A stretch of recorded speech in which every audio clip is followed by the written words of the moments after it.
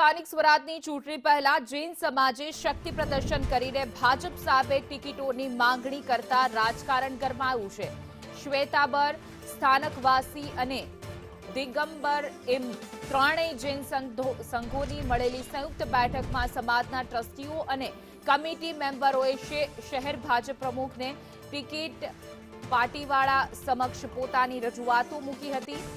જૈન સમાજે ચેતવણી આપી છે કે જો આ વખતે ચૂંટણીમાં સમાજને પૂરતું પ્રતિનિધિત્વ એટલે કે વધુ ટિકિટો નહીં આપવામાં આવે તો તેની સીધી અસર પરિણામો પર પડશે. ભાજપના ગઢ ગણાતા વિસ્તારોમાં જૈન સમાજની આ માંગણીએ પક્ષના મોવડી મંડળને ટિકિટોની વહેંચણી બાબતે મૂંઝવણમાં મૂકી દીધું છે.